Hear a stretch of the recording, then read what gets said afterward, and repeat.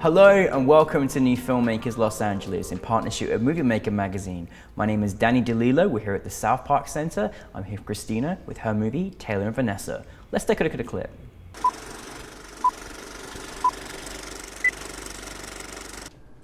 I'm coming. Hey, you're funny. Well, how else are you gonna know it's me? I'm actually heading out soon.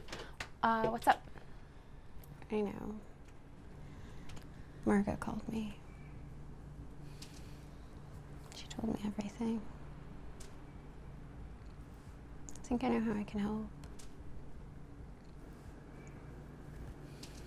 Christina, thank you so much for being here today. Yeah, thank you for having me. Thank you for scaring the hell out of me with your film, because you just did so badly, and just get ready, people, to watch it. For those that haven't seen, tell us a brief synopsis of your film.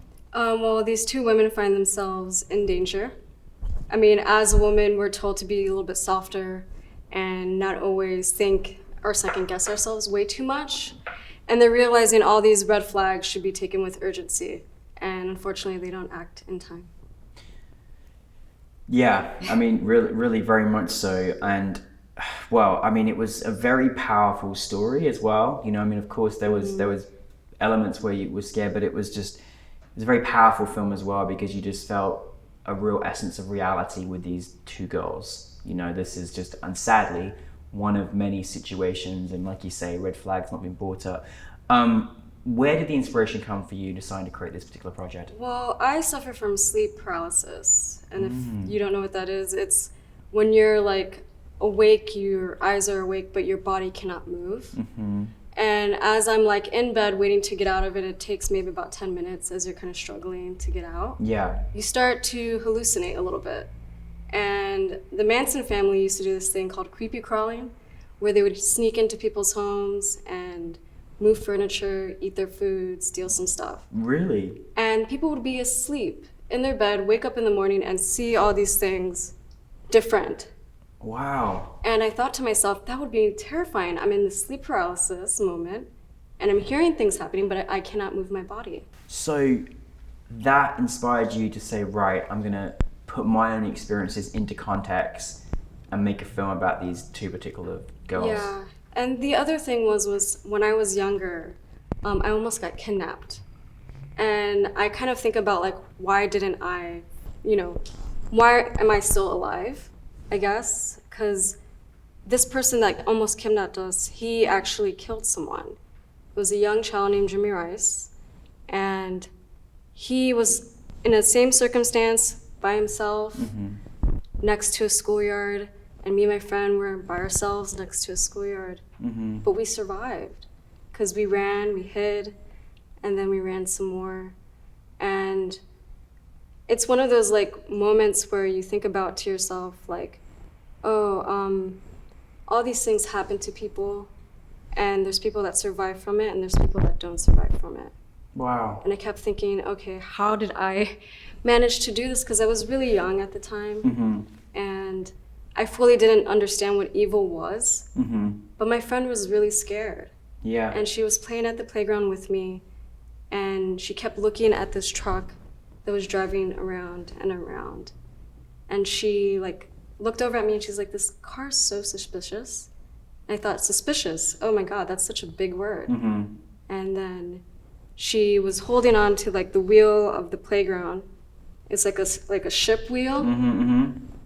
And she couldn't move. And I thought to myself, like, we have to run. She's like, I can't move. And she's kind of like panicking. So I take her hands off the wheel, like literally kind of grab them off. And I said, well, we're gonna run for it. Are you ready? And she couldn't run. So I like was holding her by the hand, pulling her, as this man who like was traveling around, stopped his truck, got out of the truck, and kind of in a I know what you did last summer type of way, just walking to us very slowly and slowly. And then I look back up and I'm like, is he walking towards us? Is he going to a shed nearby to go like mow the grass for the school? Like, I just didn't understand, but he kept coming and coming and coming.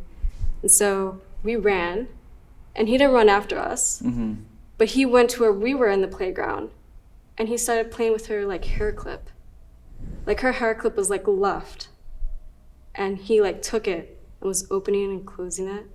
Well, I empathize with that because I was also held at a knife point and the other two people didn't make it and I survived, and I couldn't get my head around how I survived and the other people didn't, and that kind of effect. And then, you know, you showcasing your film about two people and just the idea of just someone not being quite right and maybe not making those steps to make sure you check that out. Well, you made this film, you brought this cast together. How did you bring your cast together? Because it was so hard to watch them, because in the short film I felt for them so much, and then to see how the tragic ends, it was really hard. So how was the casting process for you? The casting process was quite natural. We all worked together at LACMA at one point, and they are all actors. And I just happened to just be sitting with them during lunchtime, talking about my film, thinking about them and in the role in my film, and they totally were on board. The two actresses, I kind of wanted to make sure that they were comfortable because it was going to put them in a really tough situation. Like, this plastic bag is going to be around your face for quite some time. And I don't want to bring another actor that you have no idea who he is doing this to you, because, you know, I don't want you to have the experience of being in a stressful situation from my film. Because I want this to be a really, like, relaxing, creative process, not something that is going to trigger you, like, years down the line. Yeah, no, exactly. Yeah. Well, I mean, it was a hard thing for you to obviously the you know, actors were able to trust you in this particular role, because, and how do you work with your actors? I mean, in the sense, you know, did you kind of let them explore their kind of ability in this scene and these particular moments, or how did you work with them? Well, I have a script and I have dialogue that I've written for that, but if they were improvising something, I didn't stop them. I allowed them to have their own voices and their own experiences, kind of like act through that.